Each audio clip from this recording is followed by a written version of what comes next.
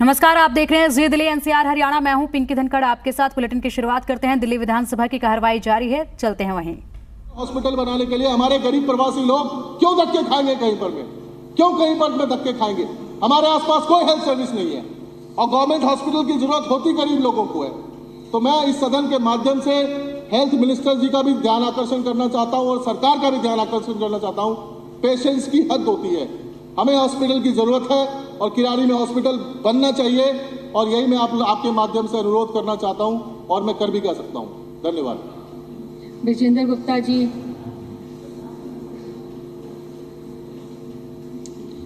आदरणीय अध्यक्ष महोदय, मैं आपके माध्यम से दिल्ली की सरकार को वरिष्ठ नागरिकों की अत्यंत विकट स्थिति से अवगत कराना चाहता हूँ।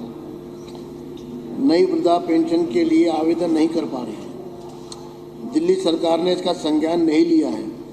वे वरिष्ठ नागरिक सरकार को अपनी व्यवस्था सुनाने के लिए, जिसमें अधिक नंबर महिला वरिष्ठ नागरिकों का है, ऐसे वरिष्ठ नागरिक दर दर भटक रहे हैं।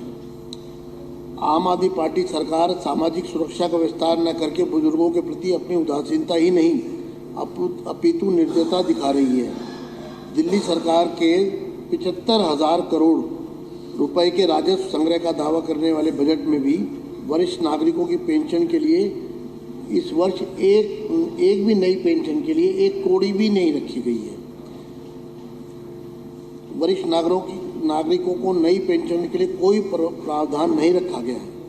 वृद्धावस्था पेंशन के तहत लाभार्थियों की मृत्यु के कारण भी जो रिक्तताएं हैं, उन पर भी लगभग वो रिक्तियाँ 1.5 लाख के करीब हैं, अंदाजे से 25% के करीब, क्योंकि 2018 के बाद एक भी नई पेंशन नहीं लगी है।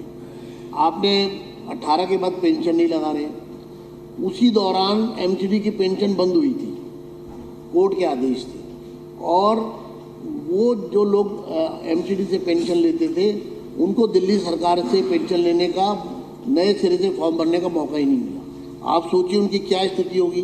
कितने लोगों की दवाई है, कितने लोगों की रोजी रोटी, एक प्रकार से परिवार जो 2 लोग हैं मान लीजिए बुजुर्ग घर में, तो उससे उस पैसे से ही वो अपनी ज़रूरतें पूरी कर लेते थे। लेकिन वो वैकेंसीज़ को सरकार क्यों नहीं भर रही है, ये बात परे से बिल्कुल गले नहीं उतर रही है कि जिसका पैसा भी बजट में प्रोविज़न होता है और वो खाली रिक्तियाँ जो हैं वो भरी जा सकती हैं।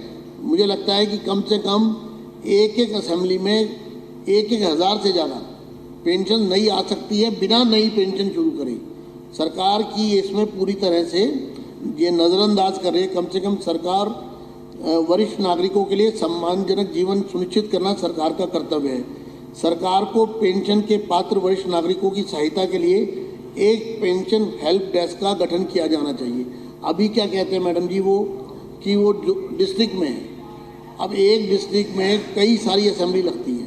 अब एक बुजुर्ग वहाँ तक रिक्शा करके जाएगा या कैसे भी जाएगा, सुबह से शाम हो जाएगी, उस हेल्प डेस्क से उसको प्रॉपर इन्फॉर्मेशन भी नहीं मिलेगी, क्योंकि और वो तंग अलग होगा, उसकी जान अलग खतरे में पड़ेगी। कोई 70 साल का है, कोई 80 साल का है, कोई 90 साल के लोग भी हैं। तो ये हेल्प डेस्क हर विधानसभा में मैं समझता हूँ कि विधायक कार्यालय में होना चाहिए। पेंशन से संबंधित कोई भी जानकारी है, किसी की कितने लोगों की पेंशन रुक जाती है, कई महीने पेंशन नहीं आती है। अब वो लिंक आधार कार्ड को लिंक करना है, आधार कार्ड से बैंक में वो देना है, पता ही नहीं है लोगों को, लेकिन वो परेशान होते रहते हैं। सरकार को ये सोचना चाहिए कि महीनों की पेंशन अचानक बंद हो जाने से न कितने बुजुर्गों की रोटी, दवाई, कपड़े और रोज़मर्रा की आवश्यकताओं के भी टोटे हो जाते। ऐसे मुद्दे को सरकार द्वारा शीघ्र हल किया जाना चाहिए। अब 75,000 करोड़ के बजट में, एक मिनट, 75,000 करोड़ के बजट में आप ये देखिए कि बुजुर्ग सबसे ज़्यादा पूरी तरह से सरकार उनके प्रति उदासीन है। अब मुख्यमंत्री जी का बंगला बनेगा 50 करोड़, 50-52 करोड़, लेकिन बुजुर्गों की पेंशन नहीं मिलेगी। मेरा इतना कहना है, नहीं मेरा इतना कहना है कि आप बाकी सारे काम नहीं कर रहे हैं। मुख्यमंत्री के बंगले को बना रहे हैं 180 करोड़ रुपए, क्यों निकालना, क्यों निकालना जी? क्या मैंने गलत बोल दिया?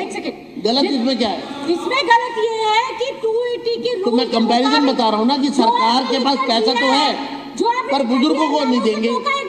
मैं इतना ही तो मैंने कहा है कि सरकार के पास पैसा तो है, मकान घर बनाने शीश महल बनाने के लिए पैसा बुजुर्गों को देता, तो पेंशन देने के लिए पैसा नहीं है। धन्यवाद।